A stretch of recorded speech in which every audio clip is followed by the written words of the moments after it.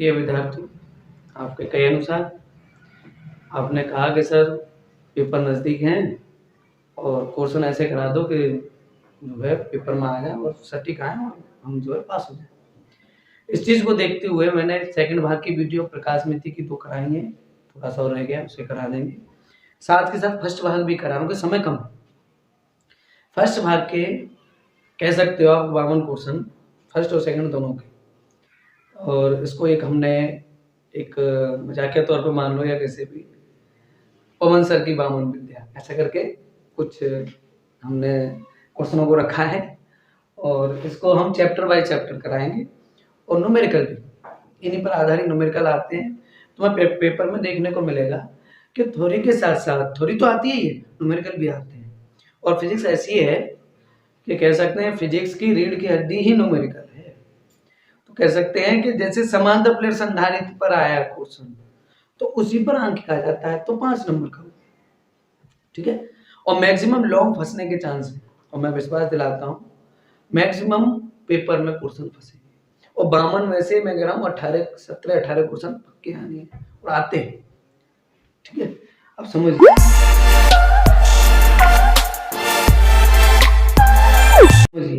पहला है वैद्युत क्षेत्र तथा आवेश पार्ट 1 भाग 1 का फिजिक्स में, जिसमें पहला ही टॉपिक है वैद्युत क्षेत्र की तीव्रता। फॉर्मूला है E बराबर F/Q0। आप भी जानते हो मैं भी जानता हूँ कि मैं पूरे डिटेल में कराऊं तो सिलेबस इतने कम समय में नहीं हो पाएगा और आप लोग भी सिलेबस कर चुके हो, जहाँ आप ऑफलाइन किया है या ऑनलाइन आप अब समझ रहे। तो समझने की बात यह है कि मैं केवल इंपॉर्टेंट क्वेश्चन ही कराऊंगा जिससे कि आपको पेपर में आसानी से पास होने में सुगमता मिले, समझे, और क्वेश्चन हमारे अच्छे हैं। वीडियो चालू है, देखते हैं। वैद्युत क्षेत्र की तीव्रता E बराबर F/Q। हम जानते हैं वैद्युत क्षेत्र की तीव्रता E है ही। F क्या होता है? बल होता है। और कौन सा बल? वैद्युत बल। Q क्या है? परीक्षण या कुल आवेश। समझने जरूरत नहीं पड़ेगी, आप इसको जानते ही हो आप। तो इसकी परिभाषा इस फॉर्मूले से ही निकालेंगे। वैद्युत क्षेत्र में किसी परीक्षण आवेश पर लगने वाला बल तथा उस आवेश के अनुपात को ही वैद्युत क्षेत्र की तीव्रता कहते हैं। दूसरी लैंग्वेज में समझो,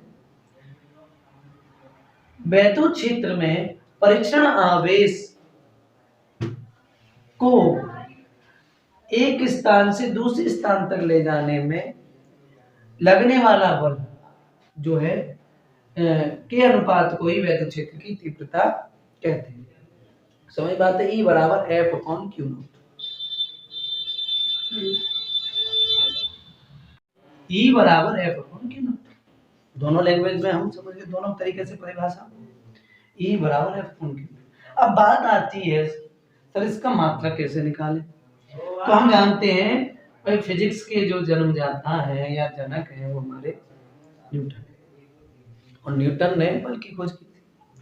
तो बल का मात्रक सीधे सीधे क्या हो गया? न्यूटन। और आवेश का मात्रक कूलाम होता, पहले चैप्टर में इसमें कूलाम पढ़ाया, तो वो हो गया C। तो वैद्युत क्षेत्र की तीव्रता का मात्रक हो गया न्यूटन प्रति कूलाम। न्यूटन प्रति कूलाम, ठीक है। तो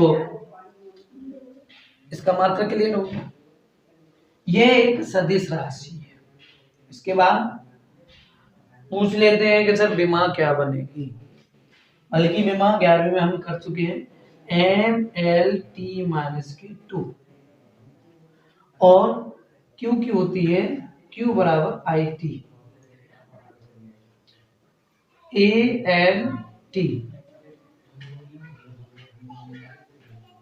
I की मात्रा बीमा होती है A और समय की होती है T, AT हो गया AT। तो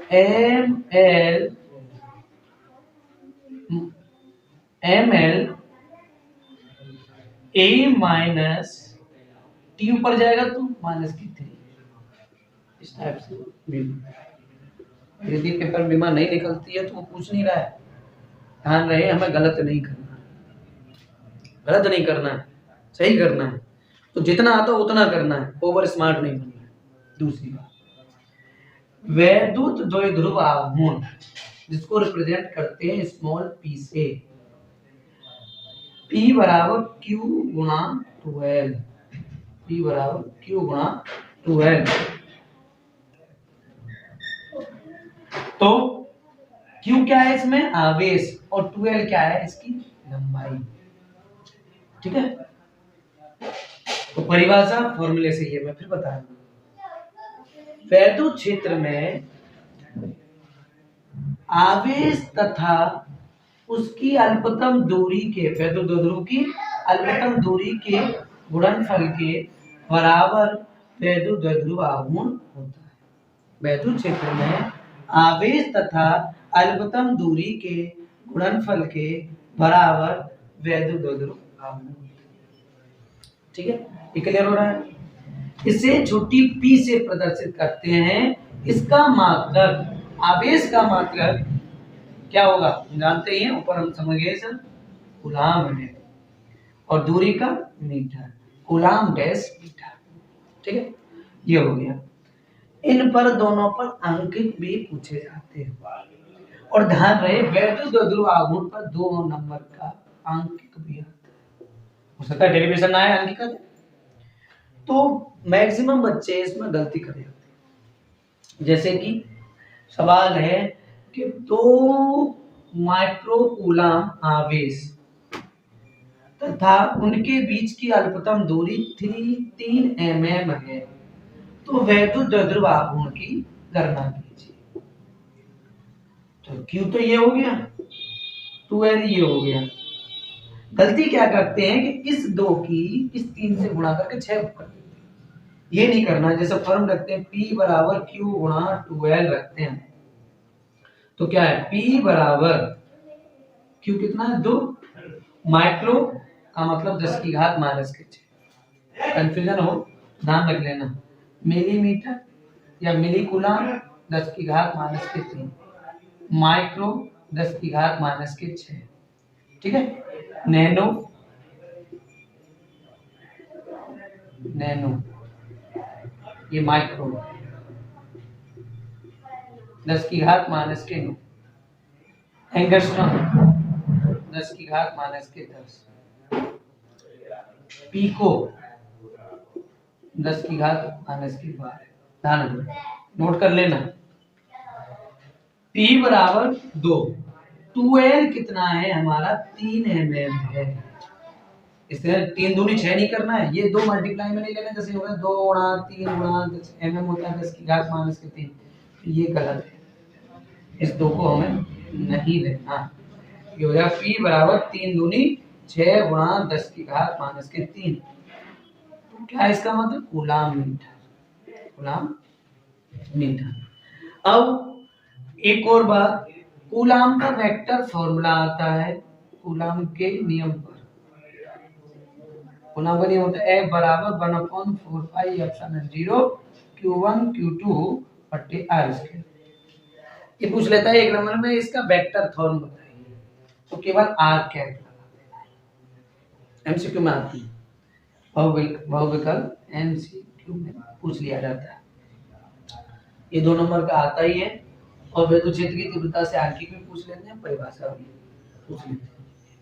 इसके बाद जो अगला नेक्स्ट प्रोसेस है उसमें ये पहला हो गया, ये दूसरा हो गया, अति लघु में इनके चांस हैं, बहुत पूछा जाता है।